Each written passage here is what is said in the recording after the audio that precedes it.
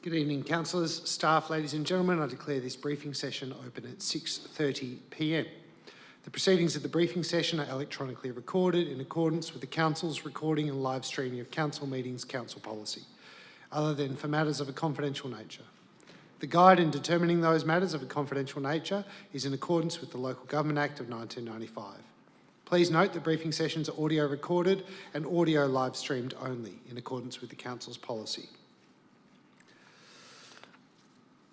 The first item of business this evening, is declarations of interest. I've received a number of declarations and I'll work through those first. First of all, from Councillor Christine Hamilton-Prime for item 12.5, Project Axiom.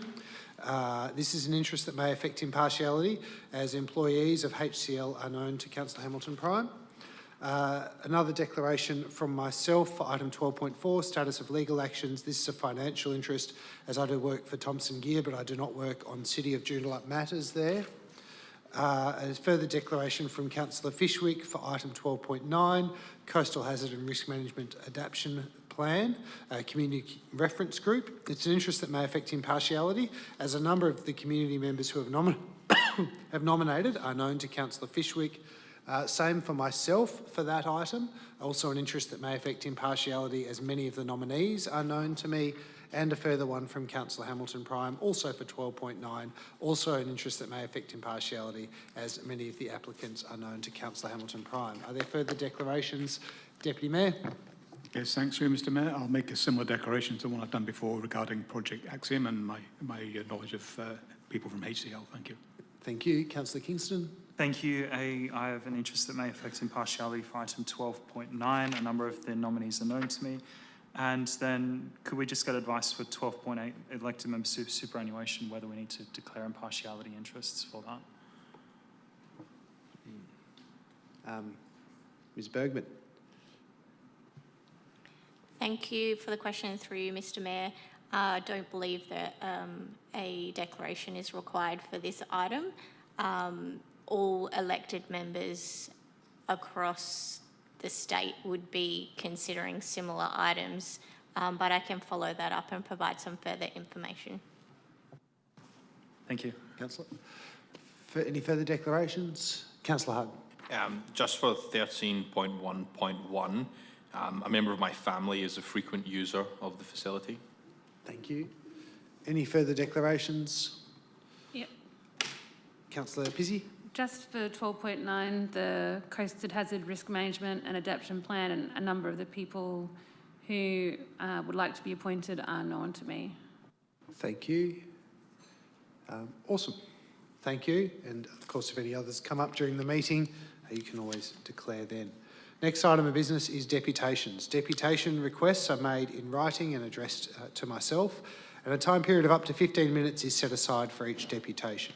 Deputations are not to exceed 5 persons in number, and only 3 are at liberty to address elected members and to respond to questions that elected members may have. This evening we have one deputation being on item 12.2, which is the proposed modification to approved operating hours for educational establishment at units 22 and 23, 34 Mary Road in Duncraig, and I invite for the deputation Mr Carlo Famiano.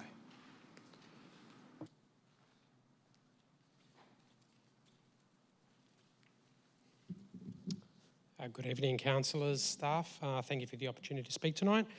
I'm representing the landowner of those commercial tenancies at number 34 Maori Road, and in particular the proposal to change the operating hours for Kip McGrath that operates from that premises.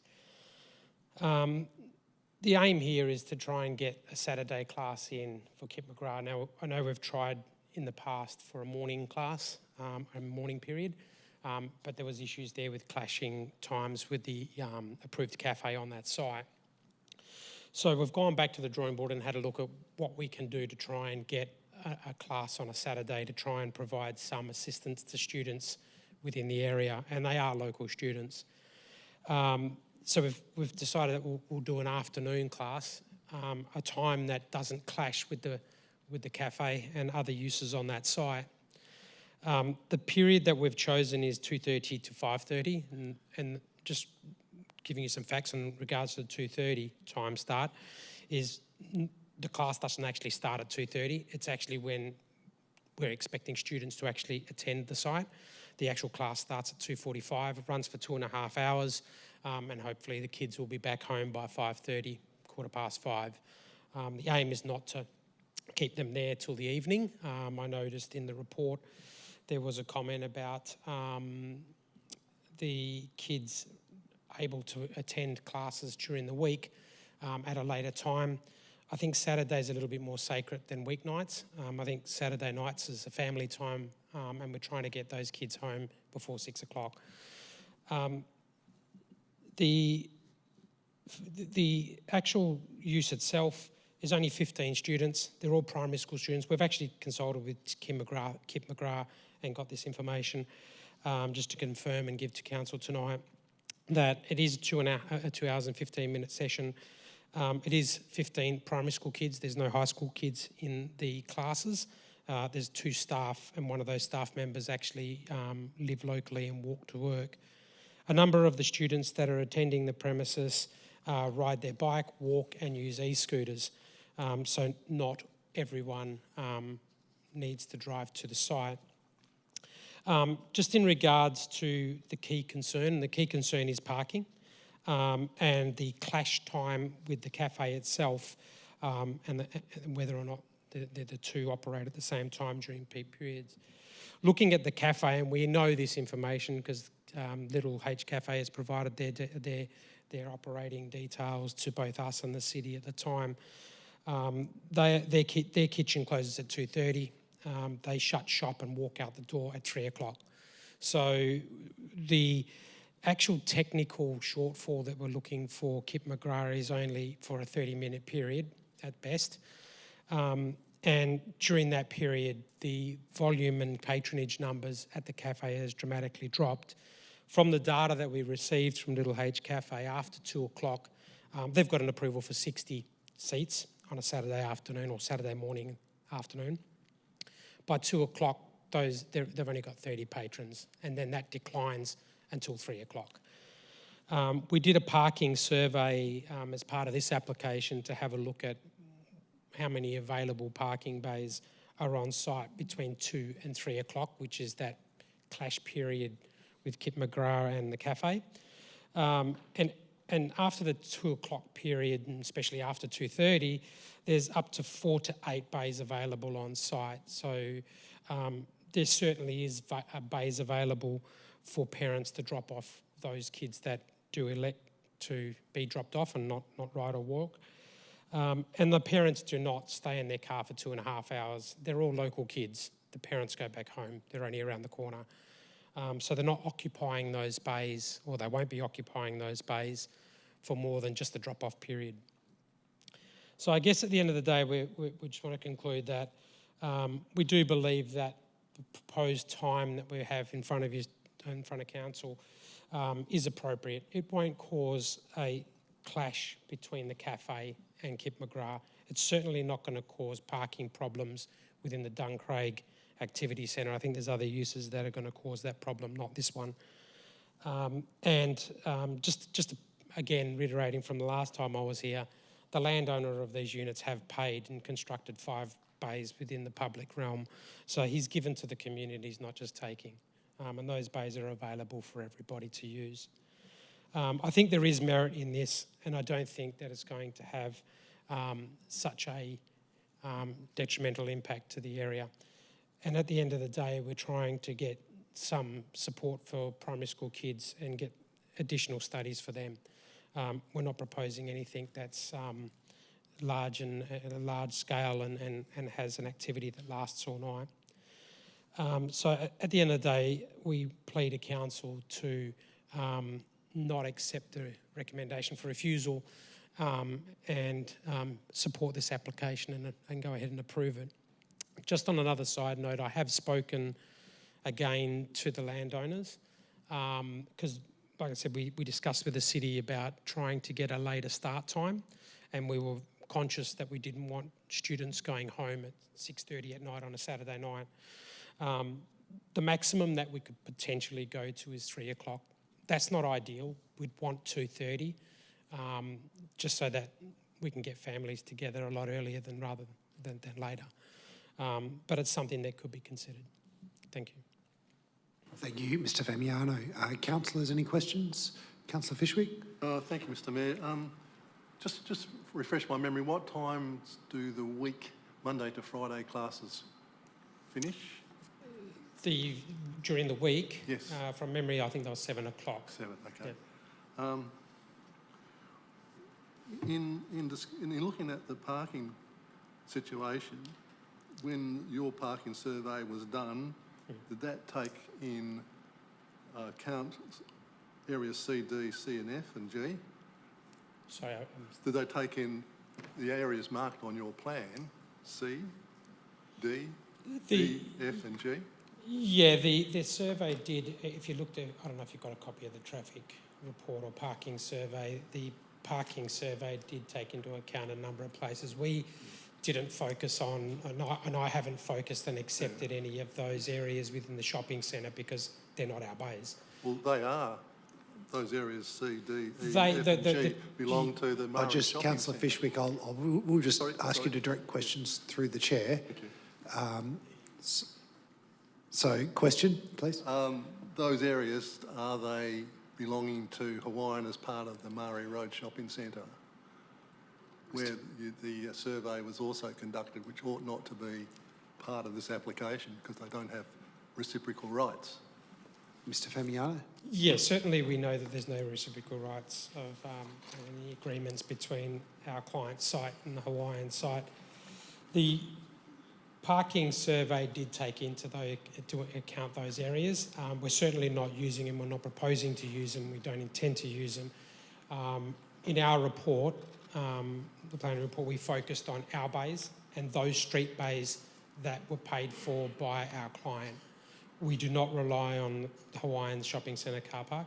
By all means, there are parents that do multi-trip and multitask trips. So there are parents that drop their kids off at Kip McGrath and then go shop at the IGA. That is very common, but I haven't used that as reasons for this application. We do not rely on, and we don't intend to rely on Hawaiian's car parking. Councillor Fishwick? Further question. Thank you, Mr Mayor. What guarantees in the future would, proving this, that it wouldn't also then down the track include secondary students or maybe university students? I guess that can be, if council's concerned with that, you can either A, condition it, B, put a management plan that has to be ticked off by the council or by the city staff, and that will control the types of students that will be booked into those classes. At this point, there is no high school or university student. They don't actually do university students, but yeah, that can be controlled through that method. You did mention, I think, in your presentation that you would look at 3 to 6. So if that was an alternate, would you recommend that to your client? Look, I've already spoken to them, and that's probably as far as they would go, because I think it was suggested by the city that it could, we should look at 3:30, and I think 3:30 is starting to push it further down the road and getting kids to be, getting home a bit too late on a Saturday. Look, it's not ideal. I think 2:30 does have a merit, but at worst case scenario, 3 o'clock, if that has to be it, that is it. At the end of the day, we're trying to get a service out to these students. And if we have to take the 3 o'clock, then so be it. Councillor? Which may include a condition that they're not to remain primary school students. I'd probably run that past our client, but at this point in time, they are primary school students. I don't want to anticipate what happens in the future, but by all means, I can ask that question and have it back to council before it's the council meeting. Thank you very much. Thank you, Mr Mayor.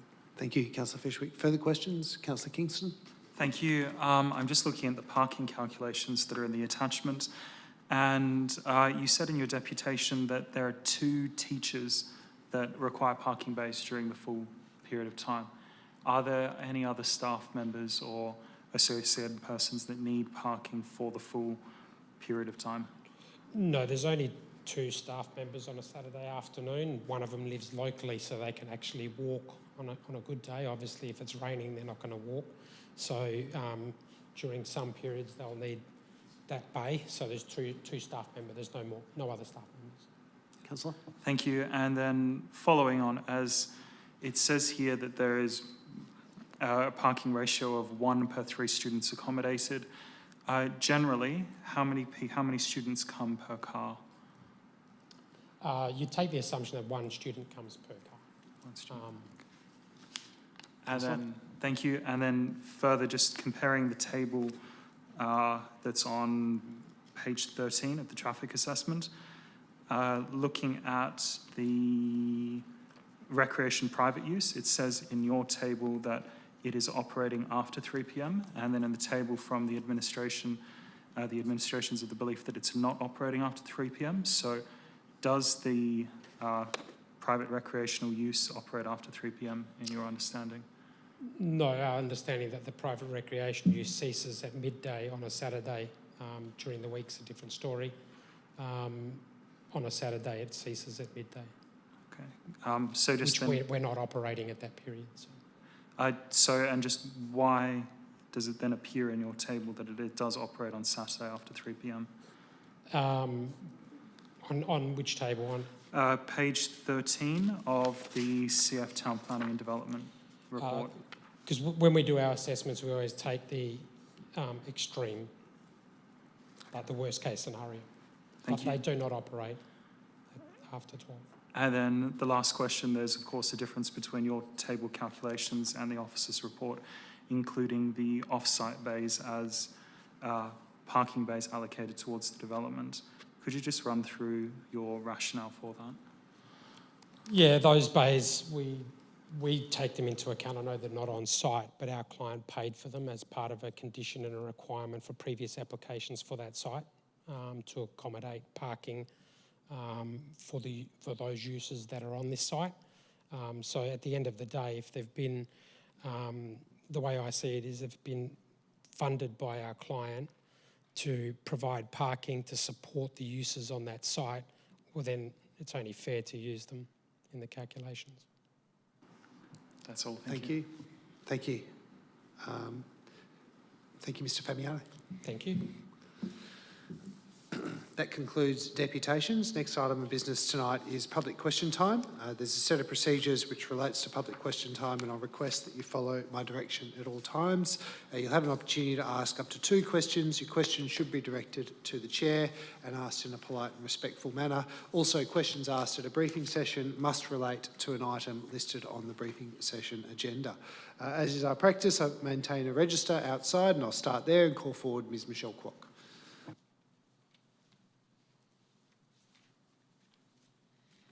Good evening, Mayor, Councillor. Michelle Kwok, 15 Croftsville Ocean Reef.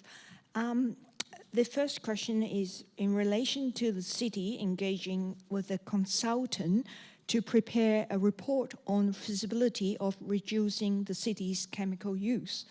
That's item 12.6. So what is the budget for this process and where is it coming from, please? Director Klassen. Through you, Mr. Mayor, I'll take the first part of the question on notice in terms of the overall budget for the process, but it comes from the operational consultancy budget. Thank you. Ms. Kwok, second question.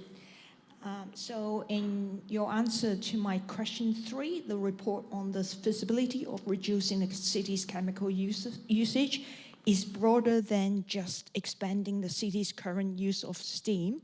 So could you expand further what else is included in the scope, please? Director Klassen.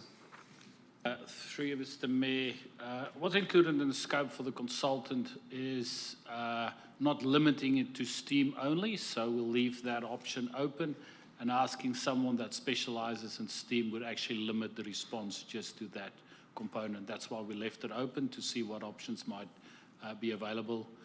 From the consultant, they will, as per our response to one of the questions, take into account what other local governments are doing, etc., and what the options are therefore for us. Thank you. Thank you. Thank you, Ms. Kwok. Are there any other questions?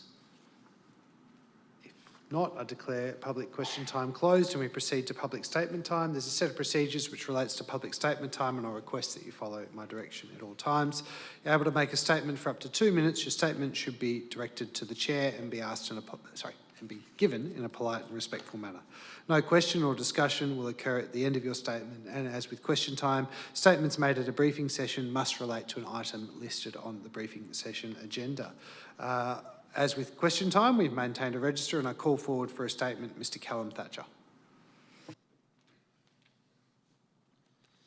Good evening, Mr. Mayor, elected members and staff. My name is Callum Thatcher. I'm representing Hawaiian Duncraig's speaking in relation to item 12.2. As you're all aware, Hawaiian have been rigorously opposed to the expansion of businesses at 34 Mary Road. This is due to the impact this has had on the centre's private car park and the associated impact to local businesses. I won't take too much of your time, as you're all acutely aware of our position, and we've spoken at length to this issue previously. First and foremost, Hawaiian have a responsibility to actively protect the interests of the businesses within their centre and have a legal right to use their private car park.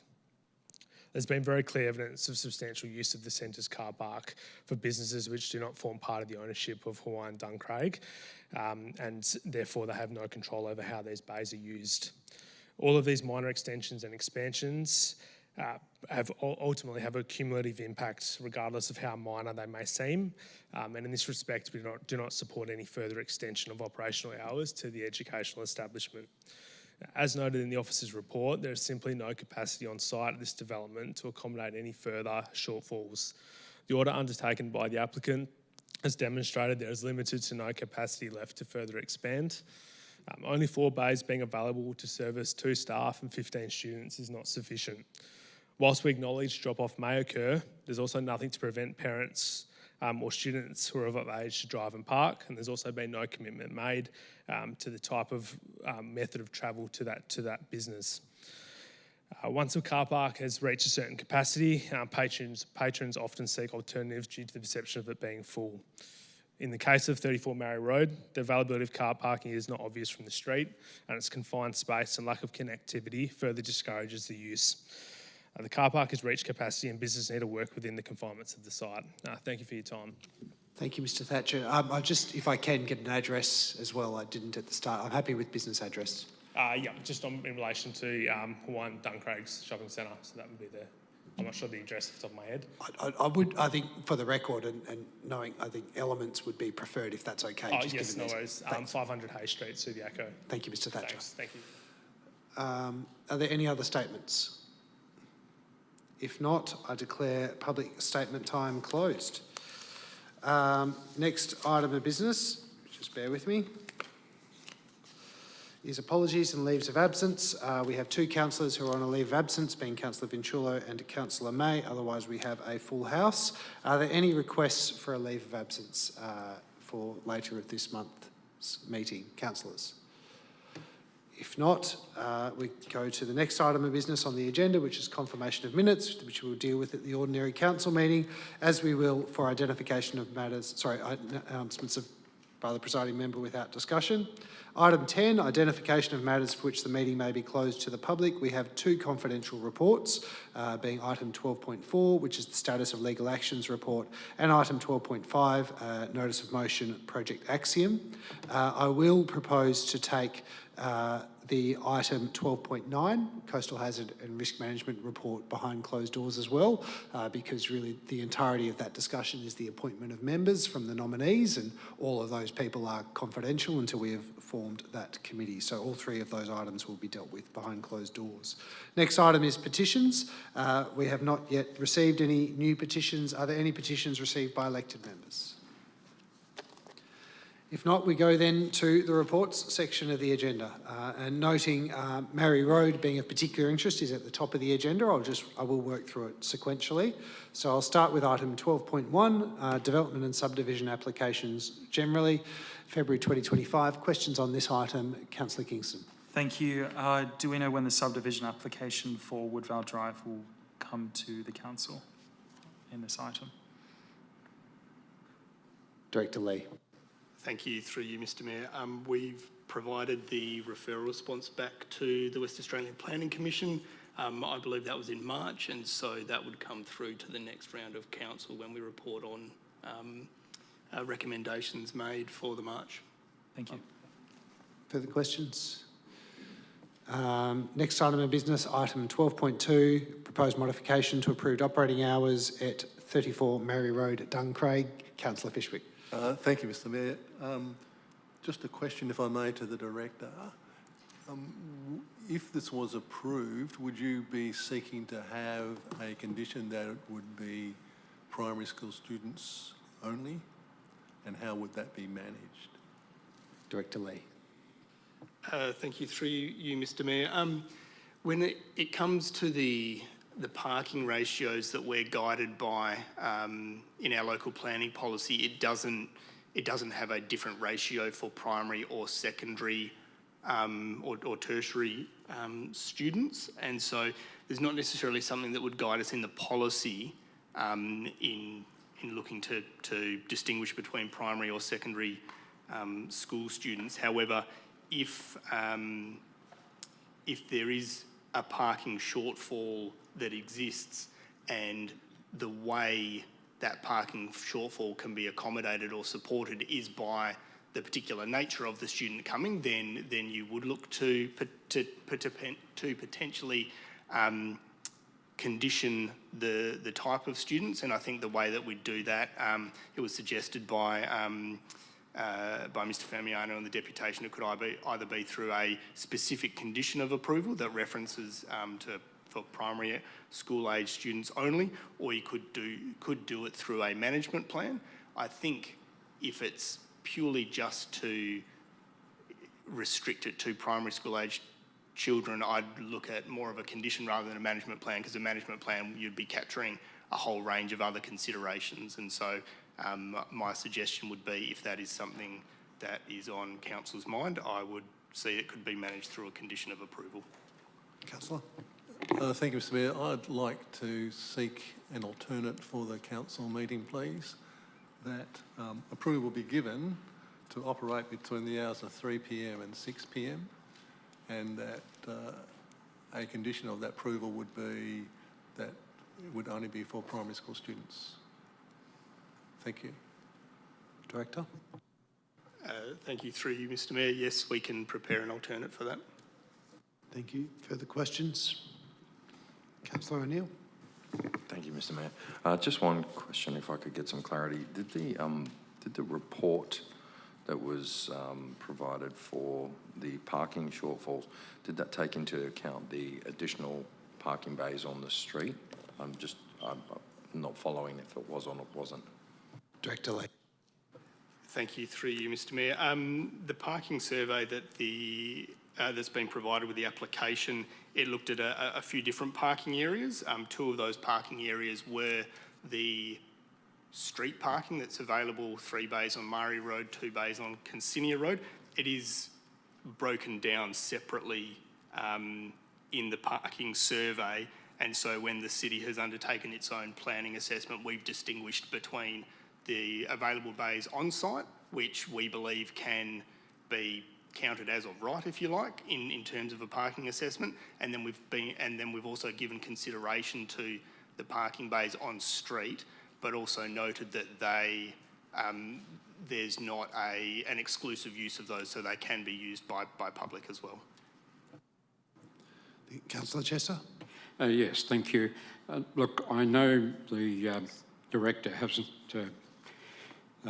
provided the report for this item, but could he please provide a brief summary of the reasons for refusal, if it's not too much trouble? Thank you. Director Lee. Thank you, through you, Mr Mayor. The fundamental concerns that the city has with this application is the shortfall in parking that would occur with the overlap between the proposed operating hours, particularly the 2:30 to say 3:15 sort of time frame of this proposed use, as well as the other uses that are operating on site at times. So basically, with multiple land uses operating on site at the same time, they generate their own individual parking demand, and it's our view that the amount of parking that's available on site couldn't accommodate the demand that's generated by having the overlapping uses operating at the same time. And the concern we have with that is that will displace the parking elsewhere. So it may lead to people wanting to visit the site to be parking on surrounding verges, in adjoining car parking, which they don't have the right to access if they're using an alternate site. And so it's basically the concern around the amenity impacts displacing parking or not being able to accommodate parking on site would result in. Thank you, Mr Mayor. Thank you. Further questions? Councillor Pizzey? Just, is the city taking into consideration Little H's patronages at half capacity at that time in the afternoon? Director. Thank you, through you, Mr Mayor. We've given consideration to it. However, when it comes to applying a parking calculation, and it was referred to in the deputation, we are guided by the policy and therefore take a blanket approach. The condition that Little H is able to operate under at the moment allows them to operate with up to 60 seats up until their closing time at 3 p.m. The parking survey that's provided demonstrated that at least on the single day that they undertook the parking survey, it wasn't at capacity. But it's our view, and as outlined in the report, that a single point in time or a single afternoon isn't necessarily representative of what would happen over the longer term. And for that reason, whilst we gave consideration to it, we were also guided by the requirements of the parking policy and the conditions that Little H are able to operate under, which would allow them to operate at full capacity up until 3 p.m. And just getting an opinion on reasoning behind primary school only when majority of high school students don't drive yet. I think it's only year 12s can possibly drive.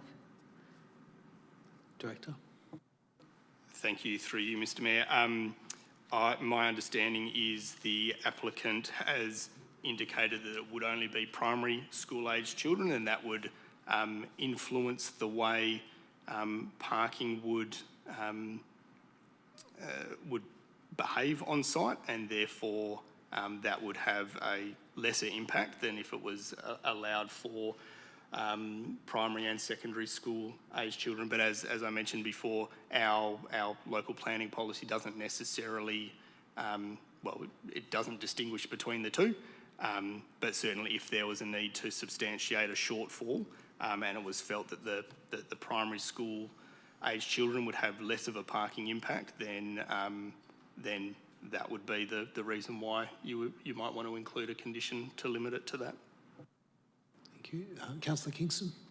Thank you. My first question goes to page 24 with the private recreation use, and the comment that's at the bottom of page 23 saying that the number of bays required by the private community use, so the private recreation use after 3 p.m. is based on the current operating hours.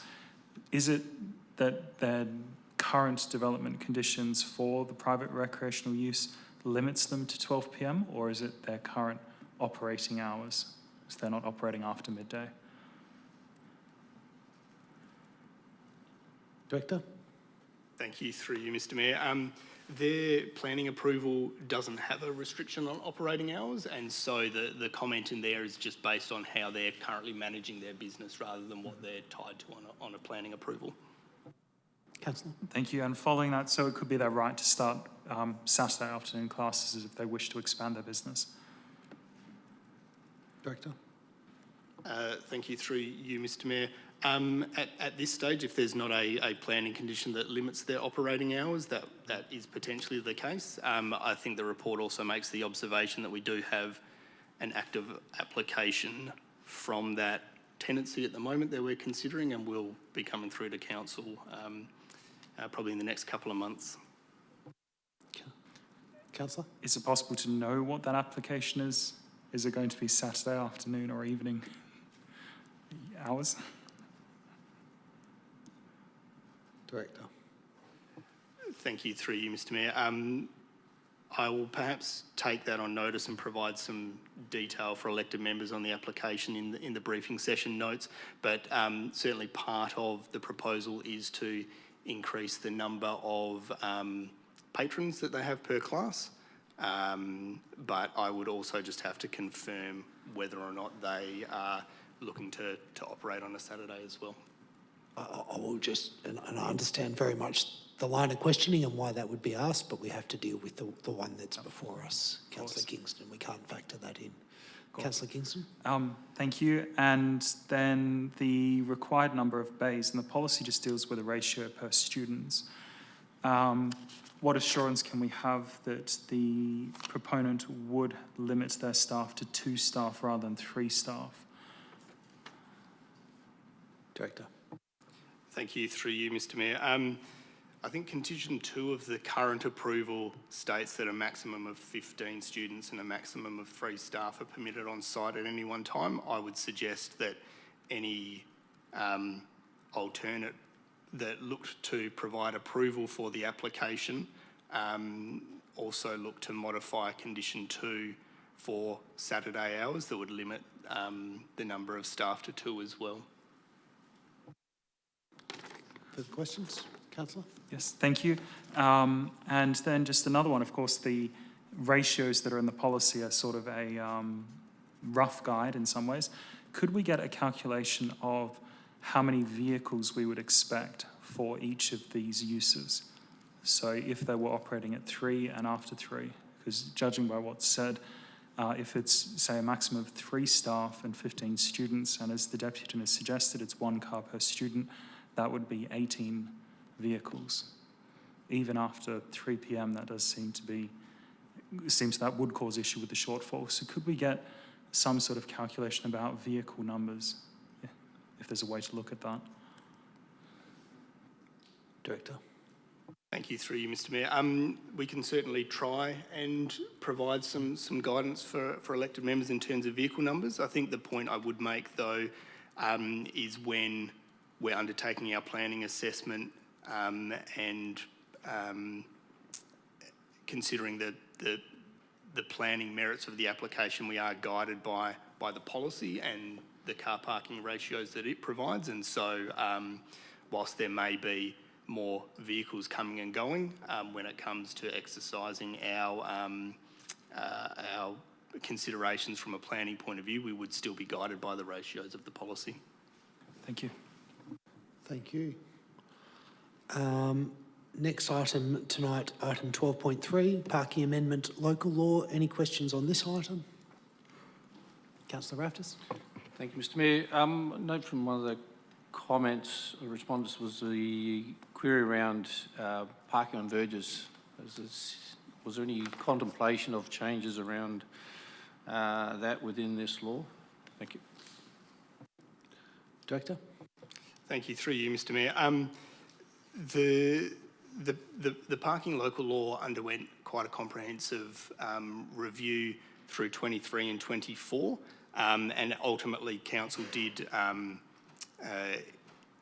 support that parking local law and its contents, and I'm happy to provide elected members through the briefing session notes the specifics around verge parking. This particular item for elected members' consideration this evening relates to amendments that the Joint Standing Committee on Delegated Legislation have requested us to undertake after Council's endorsement and our submission through to the Joint Standing Committee. And so it's really just cleaning up some typographic errors that have been identified, as well as some minor amendments that the city has identified that we can improve some wording rather than changing provisions on how we can enforce the local law itself a little bit better.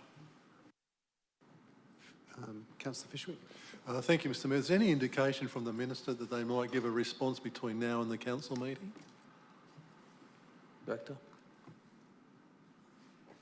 Thank you, through you, Mr Mayor. If I may, the Acting Director of Governance and Strategy may be in a better position to answer that one. Acting Director. Thank you for the question. Through you, Mr Mayor. The city has contacted the Minister's office and the department several times and we've not received any responses. I've not received any indication yet as to when or if we might receive a response. Further questions? Item 12.6, status of council decisions. Questions on this item? Councillor Raftis. Thank you, Mr Mayor. A few questions, if I may. Progress on the basketball facilities requirements, given the state government seems to be not doing anything on that matter. Director. Through you, Mr Mayor, we will bring a report back to council to look at what potential internal guidelines we can agree on, or and for council to support to guide the provision of our outdoor basketball facilities. We were hoping that the state government would bring back their guidelines, but currently there's no indication that that will happen. So we'll need to develop something that will guide how we would provide our outdoor facilities. Councillor. Thank you. Next one, regarding the dog management plan, do we have some better forecast on timeline as to how this matter will progress? I note there's a report around the survey responses to come back in May, but just in terms of the entire project, do we have an estimated timeline? Director. Through you, Mr Mayor, as indicated there, that we will bring a report back on the consultation outcomes. Following that and following the direction out of that report, the consultant will progress the development of a dog management plan, likely bring that back to a strategy session in July, August, and based on the feedback there, progress that to council following that. Based on the caretaker period, I can't see that happening this side of the election. Councillor. Thank you. Next one, following that one, the public facilities policy on naming. Do we have any progress on that timeline, please? Director. Thank you, through you, Mr Mayor. I'll take that question on notice, if I may. I'm just trying to recall the schedule of policy reviews that we've put together. From recollection, I feel like it might be toward the end of the year, but I just can't recall off the top of my head. Councillor. Thank you. The efficiency and effectiveness measures, references to workshops that were held. Is there plans to hold additional sessions ahead of the report coming back in the June council meeting? Will there be additional time for elected member input? Acting Director. Or Ms. Beccario. Thank you, through you, Mr Mayor. There will be a further strategy session in May, which is scheduled, with the consultants presenting their initial draft measures. That'll be ahead of the June council meeting. Councillor. Just also on the RAP progress, it seems that I thought we'd submitted a final one, but it seems we've had further discussions with Reconciliation Australia. Just wondering where things are at on that matter. Director Lee. Thank you, through you, Mr Mayor. Yes, we had submitted a final version to Reconciliation Australia. They came back with some feedback and asked us to undertake some further changes. We have been liaising with them at the start of this year. I can provide an update for elected members in the briefing session notes, just exactly where that is. It was recently discussed at our latest RAP Community Reference Group meeting, but I'll just provide some information for elected members exactly where it's up to. Thank you. And last one, if I could please, the one around the plan proposal to reduce glyphosate usage. The reference to a RFQ, are we able to be provided a copy of that RFQ document, please? Director Klassen. Through you, Mr. Mayor, the request was through, from memory, through the WELGA panel. I'll have a look at what we are able to provide. Thank you. Further questions? Deputy Mayor. Yes, thanks. Through you, Mr. Mayor, I refer to page 96, and this relates to Burns Beach Food and Beverage Facility Operator, expression of interest. I'm just looking at the action required and the action taken. I'm just seeking some clarity on the current status and expected schedule for completion of the second stage request for the expressions of interest for operators, please. Thank you.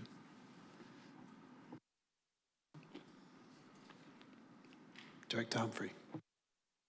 Through you, Mr. Mayor, the EOI, the first stage of the EOI process was completed some 18 months ago. Since then, the project has transferred to the assets team for implementation. Given the length of time that has passed between the initial EOI stage and now the likely recommendation would be to go to an open tender rather than closed tender through the EOI process. So the next likely process for Burns Beach Cafe Kiosk would be a tender for an operator. Deputy Mayor. Thank you. Could I therefore clarify just the approximate schedule for that process? Thank you. Director Klassen. Through you, Mr. Mayor, so the operator tender will most probably go hand in hand with the tender for the facility. So the beverage consultant has provided input into the city's requirements, what we will provide as a cold shell, and working with the city projects team, we will that will go out approximately at the same time in the next financial year. Deputy Mayor.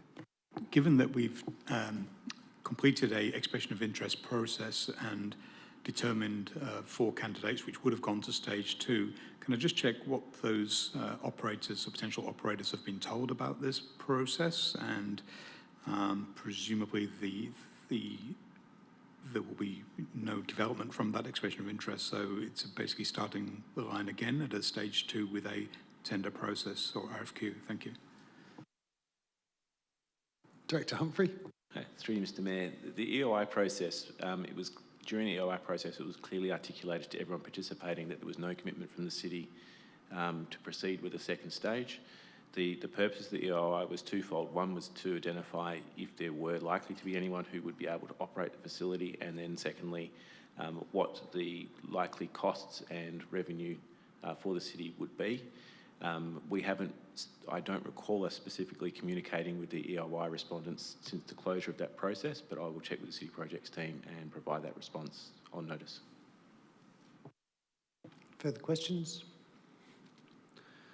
Item 12.7, minutes of regional councils. Questions on this item? Councillor Fishwick. Thank you, Mr. Mayor. In relation to the minutes of the MRC held on the 27th of February, would it be possible for the Director of Infrastructure to please explain or give a short summary of the MRC's budget review in relation to member councils being overcharged for the gate fee, which is on page 147 of the attachments? Thank you. Director Klassen. Through you, Mr. Mayor, the MRC 2024-25 mid-year budget review, as Councillor Fishwick's indicated, is detailed in report. But what in essence has happened is that their original budget was set with an anticipated commencement date of the MRC Waste to Energy contract of the 1st of October 2024, and that gate fee was set at $183 per tonne. The indicative gate fee without the MRC Waste to Energy contract would have been around $172 per tonne, therefore an $11 difference. So the higher gate fee of $183 per tonne was therefore charged to the member councils for the whole financial year up to now without a waste to energy facility in place. Whilst the MRC, I think their report anticipates a waste to energy contract to come online in May 2025. That timeline is considered unlikely, as we all understand the uncertainties of their preferred contractor in terms of completion of the facility. And in the meantime, the MRC is continuing to charge the higher gate fee, and they've indicated in their mid-year review report with intention to ultimately use the surplus fund to fund their reserves and other post-landfill use opportunities. Councillor? Just a second question. Can the Director also advise us how much the city's been overcharged thus far? Director? Free Mr. Mayor, the tonnages that we've delivered to the Tamala Park landfill site up to the end of February was around 22,000 tonnes. So multiply that by the $11 per tonne. So that's around $240,000 to the end of February. And it has anticipated that it will go up to $360,000 based on around 33,000 tonnes for the whole of this financial year. Thank you, Mr. Mayor. Councillor Fishwick? Thank you. Councillor Kingston? Thank you. My questions were actually on a similar line. For this increase in the gate fee, are there any avenues for recourse against the Mindarie Regional Council under the MRC's constitution or any of its founding documents? Director Glasson? Through Mr. Mayor, I don't believe under the Constitution. However, we are looking in terms of the provisions of the Local Government Act and any options under that. Yep. Councillor? Thank you. And then the next question goes to the motion which is on page 155 about requesting the MRC CEO to investigate options to expedite the closure of the MRC landfill. Is there anything that we can do to a similar line of questioning with the MRC constitution or any legal avenue to compel them to consider these options? Director? Through Mr. Mayor, from memory, and it might be Councillor Fishwick as the representative moved a motion to have a similar decision taken by the MRC as taken by the City of Joondalup and the now Catalina Regional Council. Unfortunately, that motion was lost and couldn't get the MRC to agree to that. In terms of the MRC's constitution, again, not much in the constitution to force them to identify options to expedite the closure of the landfill, noting, however, that the position as it currently stands is looking at closure in the foreseeable future, and depending on the volumes, either by December 27 or October 29. Thank you, Mr. Mayor. Thank you. Councillor Kingston? Thank you. And following on for that, there is the response to the DEWA report, the DEWA notice which was served on the MRC. A lot of these items relate to the critical infrastructure reports that go through the MRC. Is it possible that as Joondalup councillors we could get access to those confidential documents? Director. Through you, Mr. Mayor, those documents are confidential to the MRC and its representatives. I would assume that would not be available for the City of Joondalup councillors, no, unfortunately. And following on that, has the administration seen the documents? If they're confidential, have they shared them with the administration so the administration is fully informed? Or the technical working group, Director? Through you, Mr. Mayor, the technical working group has seen parts of those documents. Obviously, I don't 100% sure if everything was shared with us as the technical working group, because I don't know what's not been shared. Councillor? And last question, the DY notice which was served on them, there were a number of obligations which were placed onto the MRC. Are we of the opinion that the MRC is meeting those obligations? I mean, they've provided responses to them, but do we feel satisfied that the concerns which were raised around odour, groundwater pollution, water quality, and other issues are being adequately resolved or dealt with by the MRC? Director. Through Mr. Mayor, I would have to take that question on notice and provide a response in the pack. Thank you. Thank you, Deputy Mayor. Thank you, through you, Mr. Mayor. Firstly, I refer to the Catalina Regional Council meeting minutes and specifically to page 121. This lists the CRC deputy members as Councillor Fishwick and Councillor Vinchulo. I would point out that I'm deputy member of CRC and Councillor Fishwick is not. It's not the first time this mistake has been made. Could I please request that our governance team liaises with the CRC governance team to correct this error and to ensure it is not repeated in future minutes of meeting? Acting Director. Thank you. Through you, Mr. Mayor. Yes, the governance team can liaise with the CRC administration to correct that. Deputy Mayor. Thank you. I now refer to the Mindari Regional Council meeting minutes and specifically to page 137. Listed there is a question to when will you close the landfill and an MRC response. Currently, the MRC's forecast, based upon the materials which we receive from our member councils, is that the landfill will close sometime in 2029.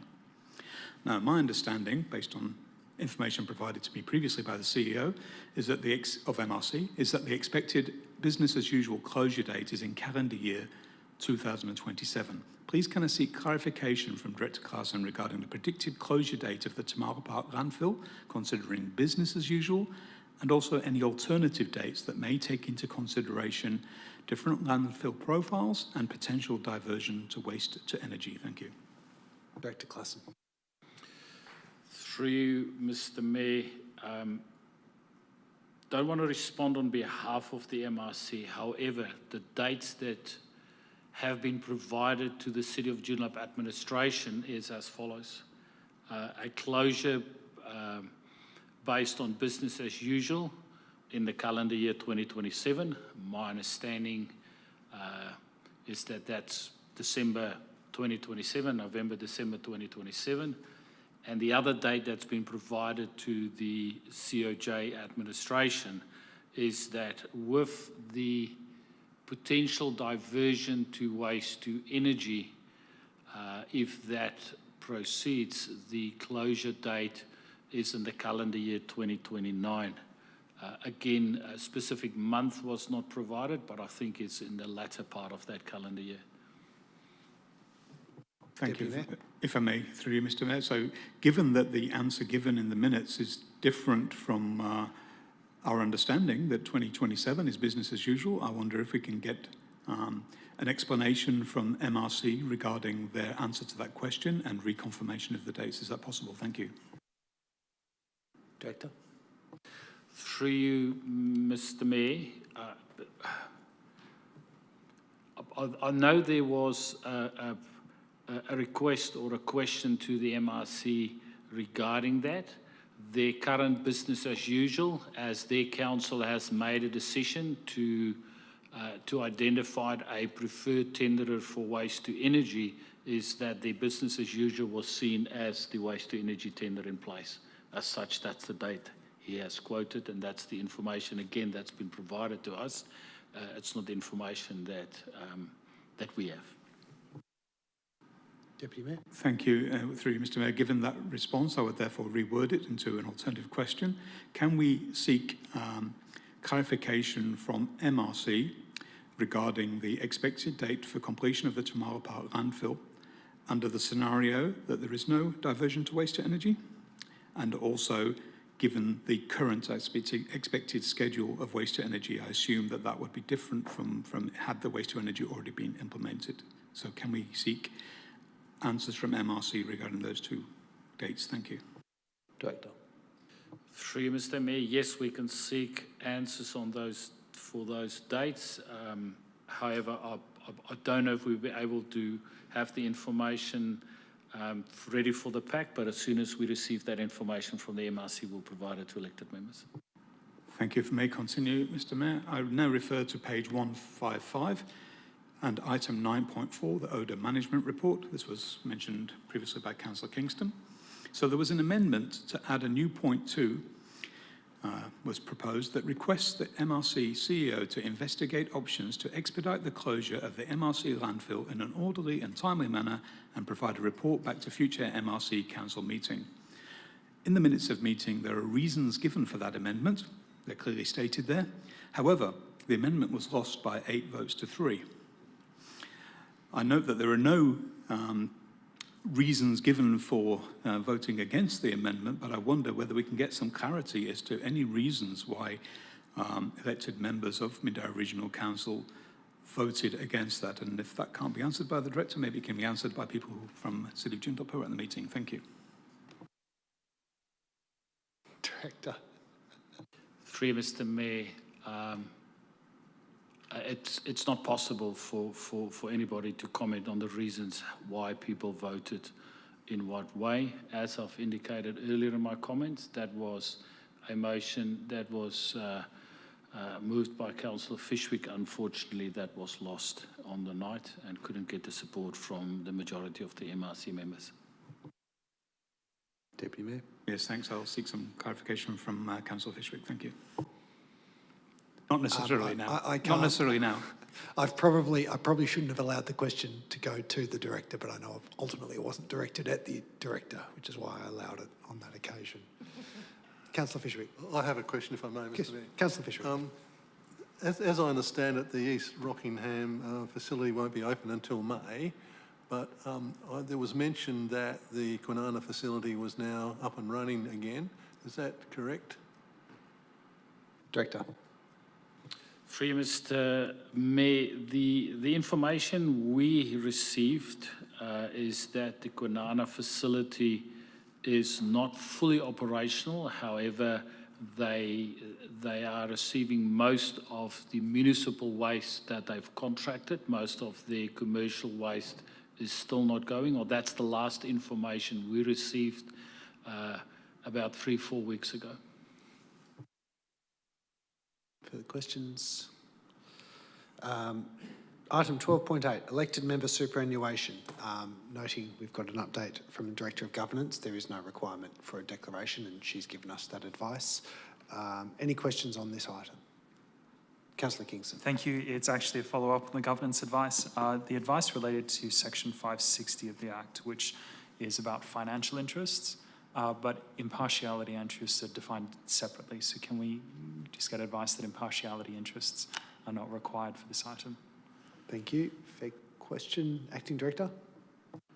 Thank you for the question. I'll need to take that on notice and provide some further information. Councillor. Thank you, and I'll just foreshadow item 1 for the council meeting. Thank you. Further questions? Councillor Raftis. Thank you, Mr. Mayor. Just curious, has the city sought independent advice on this matter?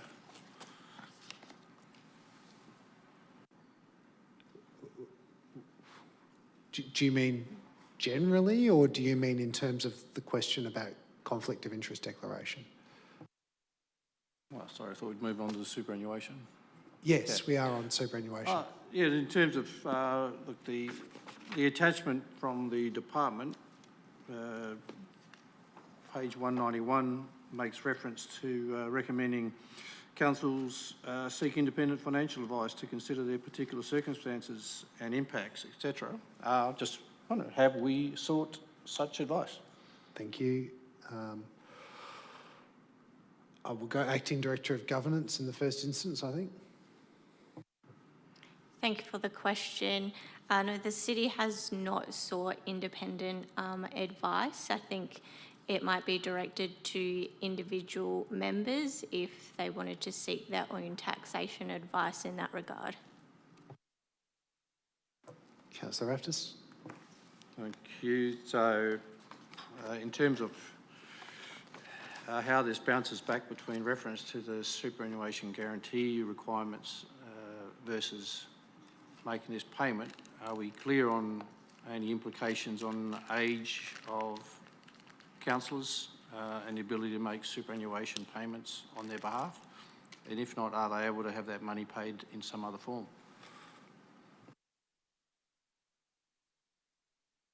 Acting Director.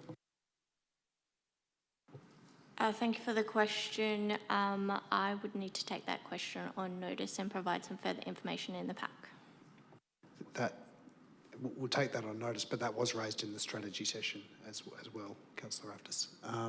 Councillor Hutton. Through you, Mayor, a question probably for governance.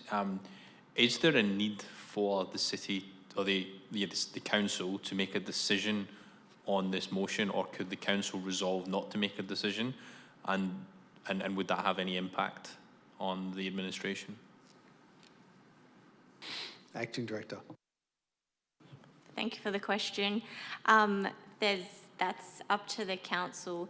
There's no requirement to make a decision. It's optional for the council to choose if they want to start making superannuation payments to elected members. From the 19th of October this year, it will become mandatory, but it's optional up until then. I'll just add to that, as I said in the strategy session, I think choosing not to make a decision is essentially a decision not to proceed. But I think it's better if the council takes a decision one way or the other, as opposed to not considering it, whatever the decision is. Councillor Hutton. Yeah, thank you for that, Mayor. In that regard, I would like to request an alternate be prepared to option number 1, that we do not proceed with the superannuation payment. However, I would like the second half of that to be removed. I don't think it's necessary for us. I don't think it's necessary for the second half to be included in the statement. So effectively, I'm asking for an alternate that rejects us bringing it in now and doesn't make any decision in regard to the future bringing in of superannuation and leaves that decision up to the state government. So you mean essentially a full stop after the word mandatory? Well, I don't even want any reference at all to the decision being made, because I don't want to make a decision around something that's not within the power of the council.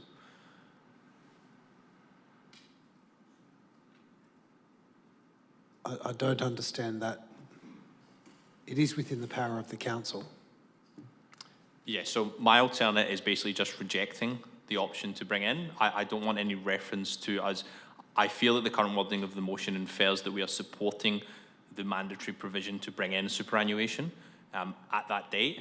I don't think that is necessarily the position of council for mandatory superannuation to come in, and the current wording of the motion, by alluding to the mandatory superannuation, I feel does give the unnecessary impression that council actually supports compulsory superannuation coming in. No, I understand better where you're coming from now. Thank you. Acting Director, have you got that? Yes, thank you. Through you, Mr. Mayor, I believe a full stop after the word council members. Cool, thank you. Further questions? Councillor Kingston? Just following on from Councillor Hutton's, of course, I've foreshadowed item 1 at the council meeting. If we put a full stop after council members, are we then going to have a council decision that contradicts a requirement? So if we say we do not proceed with superannuation payments to council members, and then after 19th of October we're required to make them, then we have got a council decision that contradicts the legislation. Potentially, you could include the words "at this time." Yeah. I'll just stick with foreshadowing item 1 of the meeting. Thank you. Further questions? Councillor O'Neill. Thank you. Just seeking some clarification off page 50 there, that is the statement: the individual council members may opt out of receiving superannuation contribution payments by providing notice in writing to the CEO. Is that applicable after that becomes mandatory as well, or is that once it becomes mandatory it has to be done either way? We can't opt out. Director or CEO? Acting Director. Thank you. Through you, Mr. Mayor, that is applicable after it becomes mandatory as well. So just to be clear, we can opt out of receiving these even after it's been made mandatory. Acting Director. Through you, Mr. Mayor, yes, that's correct. Further questions? Item 12.10, list of payments for the month of February. Any questions on this item? Item 12.11, financial activity statement for February 2025. Questions on this item? Councillor Raftis. Thank you, Mr Mayor. Just in regard to employee costs and the revised budget figure now of 82 million for the year.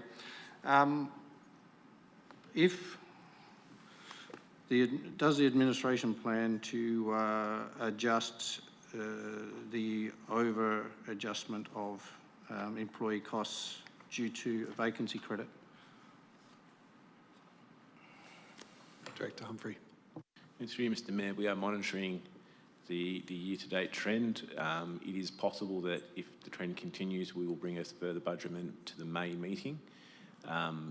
The alternative is that it can be looked at in the May budget workshop as to how any underspend on that particular account could be treated by council in the budget that's adopted in June.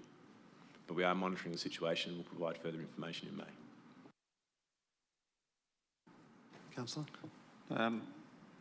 Just as a follow-up to that, through the Director, is there a point in time where it's too late to make an adjustment to the budget and where it actually serves no point in trying to reduce it accordingly? Director.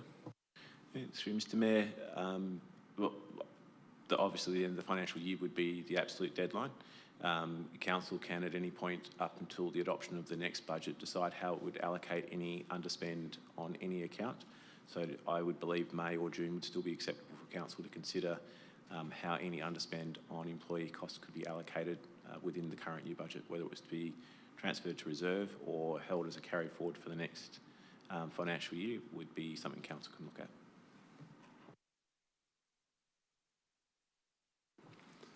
Further questions?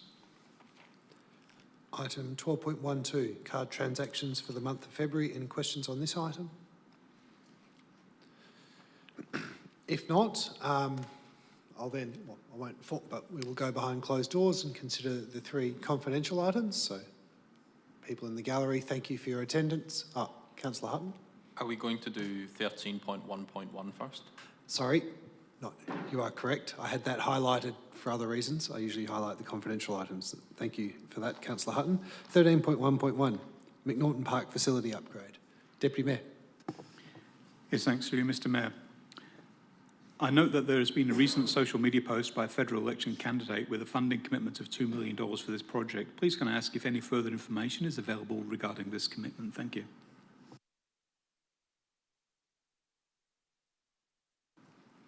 CEO or Director Klassen? Who wants that one? CEO. Director Klassen. Through you, Mr Mayor, in terms of the announcement, that is most probably as much as we know about the announcement itself. But however, how we treat any of those election commitments, it's only a commitment until it's in a budget somewhere. So what we will do is if that comes to fruition, we will bring a report back to council to accept, not to accept the grant funding, but at this stage we cannot include that as a given towards this project. Further questions? Councillor Hutton. Just following on a similar line of questions, if it turns out that the funding committed through the federal election has conditions put upon it, such as the inclusion of something that's not currently provided within the current plan, how would the city address that? How would the administration address that? Director. Through you, Mr Mayor, as I've indicated, we will bring a report back then to council in terms of any conditions attached to those and go through the council process. If those conditions are acceptable, should we try and change that or should we not accept the grant funding? So those are the decisions we'll make at the time. It's too early at this stage to comment on any type of conditions that may or may not be put on the grant funding. Further questions? Councillor Kingston. Thank you. My question's on a similar line. What will be done as this project progresses to make sure that we stay within the budget for option one, given when we obtained funding for the Sereno Surf Life Club, the projected building cost then doubled as the scope changed once we got a commitment. So what's being done through the advocacy and through the commitments in this report to make sure we stay within the budget for option one? Director. Through you, Mr. Mayor, what we provided in here is a layout of a preferred option. The current QS estimate for that option is what's provided in the report. What we will do through the implementation is, if we do become aware that prior to tendering that we are likely to exceed that amount, we will need to seek either a budget amendment or an amendment to what we provide in the facility. Or additionally, as part of the tender process, we will need to make a decision at the time then if we proceed with the project, if we reduce the scope of the project, or if we change the layout of the facility itself. Those are the aspects that we need to look at. In the current environment, it's quite difficult in terms of projecting what the construction industry is going to do in about 18 months, 2 years from now, when this is likely to be tendered. Thank you, that's all. Further questions? Councillor Hutton. Sorry, just one more question.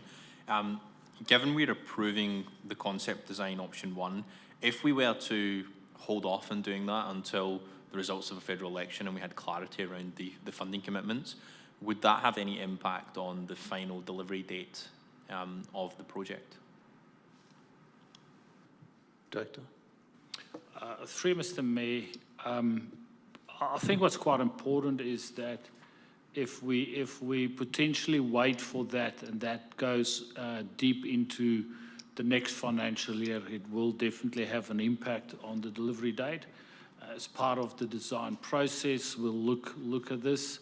Obviously, affordability will be an issue through our budget process, and we'll discuss some of that tomorrow night behind closed doors. What we also need to look at is potentially with any additional funding, would that enable the project to be brought forward again? So there are aspects, I think, in terms of that, the position, it's most probably a good idea to at least set the timeline based on what we currently know, and if there are any additional grant funding in the future, we can amend the delivery timeframes at that stage. Thank you. Thank you. That does conclude the general items. So we'll politely ask those who aren't staying for the next item, and for the benefit of officers, as those in the gallery leave, for the benefit of officers, we'll work cascadingly through the three confidential items. So we'll start with the more general ones. I'll probably start with the CHAR map, then we will consider status for legal action report, and then we'll consider the Project Axiom item.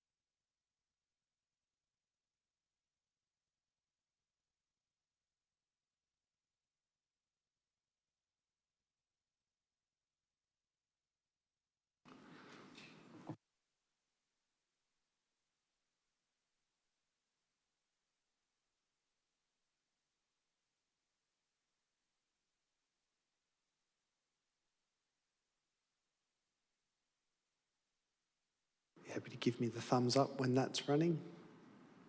Thank you. That concludes the report section of the agenda. Mr CEO, any further reports from committees? At this stage, no. Any further reports from the CEO?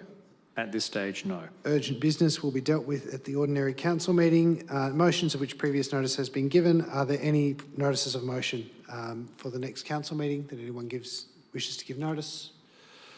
If not, are there any notices of motion that anyone wishes to give notice for the meeting after that? If not, then that concludes tonight's briefing session and I close the meeting at 8:55 p.m. Thank you all.